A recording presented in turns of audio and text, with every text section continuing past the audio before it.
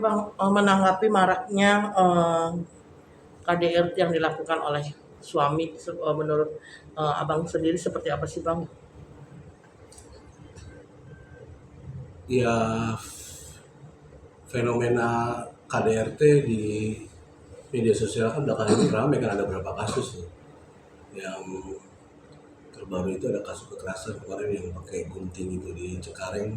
Kemudian sebelumnya itu ada seorang selebgram kan dari Aceh, Cut Nabila, yang melaporkan suaminya tuh karena kedapatan tersebarnya video melalui CCTV ya, yang diunggah itu oleh mantan istrinya, sehingga berujung kepada proses hukum. Dan situasi seperti itu saya kira harus didukung banyak pihak, karena memang KDRT itu adalah merupakan tindak pidana yang memang sudah pengaturannya jelas dalam Undang-Undang Nomor 23 Tahun 2004 ya.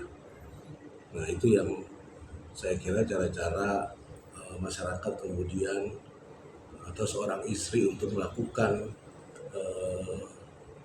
menempuh proses hukum itu adalah cara-cara yang kemudian sangat dibenarkan.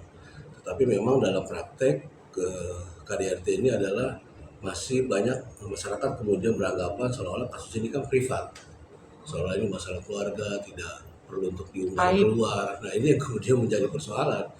Ya, seharusnya bahwa kekerasan itu adalah hal yang memang harus diselesaikan melalui proses hukum, bahwa masalah keluarga itu nggak semata-mata merupakan ranah pribadi ya, tapi itu sudah menjadi ranah publik gitu.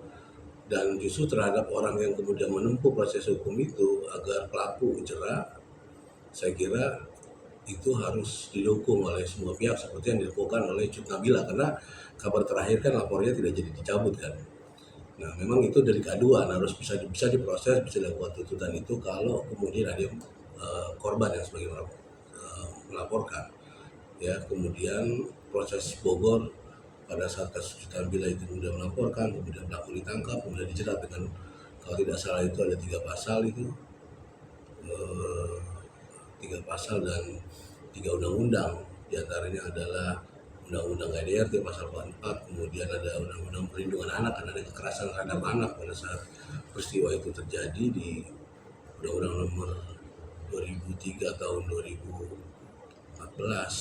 Ya, kemudian ada KUHP-nya juga tuh 351 pidana biasa, dan prosedur hukum itu kemudian tetap berjalan.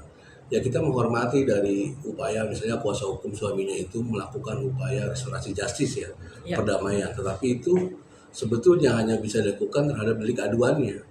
Tapi ingat, misalnya dalam kasusnya Armor ini, suaminya Cut Nabila itu kan tidak semuanya delik aduan di KDRT, tapi ada Undang-Undang Perlindungan Anak dan 351, sehingga saya kira itu akan berjalan dan bergulir terus, apalagi ini sudah menjadi perhatian publik gitu.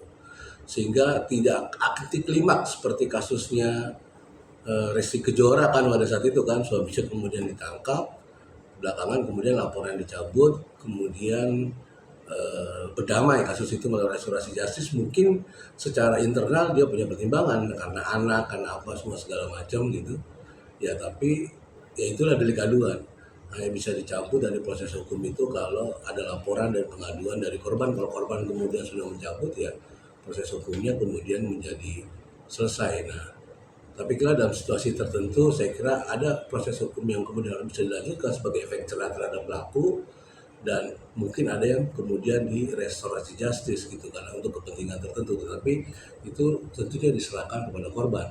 Cuman yang saya ingin sampaikan bahwa kasus-kasus kekerasan dalam rumah tangga itu bukan ranah privat, itu yang harus diingat.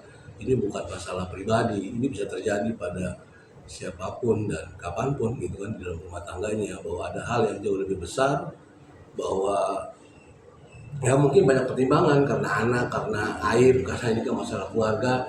Tetapi kalau kemudian orang diperlakukan kekerasan setiap hari selama berumah tangga, dan itu juga saya kira akan menjadi persoalan kalau kemudian kita tidak ada keberanian dari korban untuk menempuh proses hukum.